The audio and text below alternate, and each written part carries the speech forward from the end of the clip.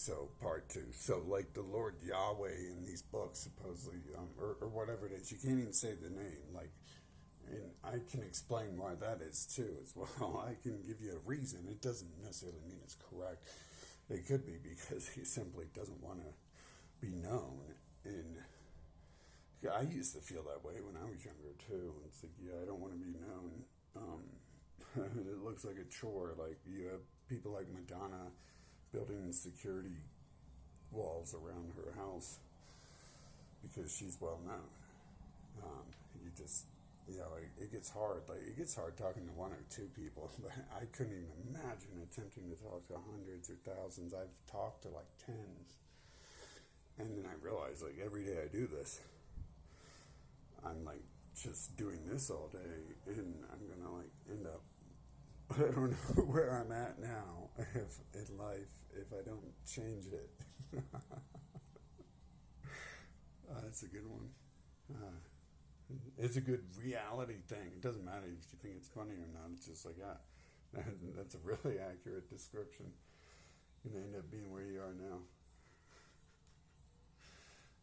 But I just wanted to point out that especially when the book says it's a book of parables, and so many of the other things I can start to describe through parables as well. It doesn't always really sound like what it's saying, but words have different meanings, and the book itself talks about that. So, the book itself is telling you how to decode the book itself, but I don't know, I had to see stuff, I had to live through stuff to understand some of it. Like the turn the other cheek thing, I didn't really even understand that, but I learned that really early on, actually. I did learn that really early on to just let stuff go, because an eye for an eye, all that, it really does work that way. It's never an eye for an eye. It's like a torso for an eye. You take someone's eye out, they know they have to stop you. I had someone put something in me and they didn't remove it from me, and I had to stop them so I could get the foreign objects removed from my body. Okay, so it actually took me longer than that. I had to look back and review everything. That was 20 years into it almost. I didn't even begin to understand anything then. But it really sounds to me like the old could be new and the new could be old. And especially when the book says it's parables, and we're looking at a young Jesus who supposedly disappeared around 40, and then the other guy, his story probably started around the time he was 40 or 40 million years old, whatever.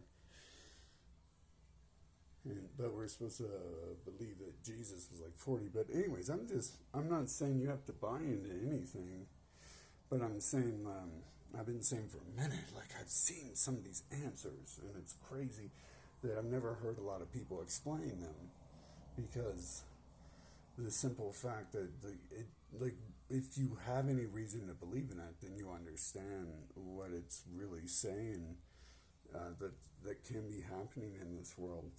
And if you just blindly believe in it, then they don't understand what they're talking about, but they're talking about it every day. It's are they con men preachers who have seen it, and what are they scared of? I don't know. Once I've seen it, I might be scared of it, but I understand it's there, and it has to be lived with.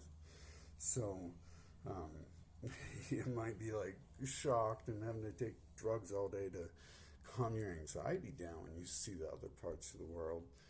But the traditional thing here in the book is I can describe most things as parables. In the book itself, it says parables too.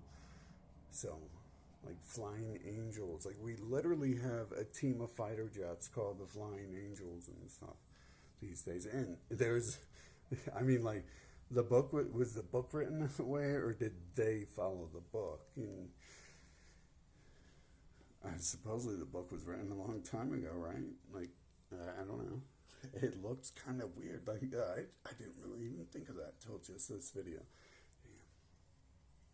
But could the Old Testament be when he was older, and the New Testament be when he was newer, because it does like line up chronologically and all this stuff. So you have to take that into account, that there's the alignment there. It's not just a wild theory. There's an alignment in a lot of these things where it's actually what's going on and what can be going on, and that might be differentiated in different people, what can be going on, because I've seen some other stuff and I don't know what the answer to that is anymore. But even though I've been shown some stuff, I'm still not sure at the end of the day who's actually in control of some of this stuff. But I don't know, it feels like me way too much of some of the stuff I've been dealing with. But I think, and then it says the power was bestowed upon all others as well. But I could also see someone like that taking power away if they give it to someone. So anyways, yeah, because if you can give it, then you probably understand how to take it. I really see that. Like so much of it, I think, lines up with the newer and the older being the older and the newer, because just the whole story. It's a baby born in a manger, and then he claims he's God, and then God. The original story is just God walking through the planet, and so I'm not saying that any of that has to really be true, but a lot of this weird stuff. The book has some sort of knowledge in it, and it's like I said, it's being hidden. Like I have to hide stuff too. I learned this from everyone else, Michelangelo, stuff like that. There's like hidden things you can't speak of, and your best, it doesn't work if you just come out and say fuck that and fuck this. It doesn't work that way. You have to like hide it, just like Michelangelo worked for people that he would like kind of backhand, or would say ideas they didn't like, pretty much the same as backhanding them. But he couldn't say that because he was paid by these people and worked for them, and he made artworks for them. And so people are like, oh, stuff's hidden in Da Vinci artwork. It's like, well, yeah, it's art, dude. It's probably comes from like 1,000 thoughts. So that could be a possibility. But they say it's because I feel 1984 Orwell as well was not like written about the past. It was, or written about the future. It was written about what they seen at the time, on one level or the other. You could tell he understood what was about to happen way later. But I think that's because he already knew. And so these writings, all of them hide stuff, but this book of all books says that. Like Orwell probably would have got killed if he says, I've hidden messages in my book for you to understand. People got killed back then for stuff. One of the founders of the World Wide Web got killed because he was gay. And it's, well, sounds like he was involved in more stuff than men, so I would be more likely to assume that he got killed because they didn't like him, and he tried to give the public something that the UK government wanted to use as a weapon of war and not give to the public. So they used weapons of war against him. It makes sense. It all adds up. See where I'm going with some of this stuff? I can take you to where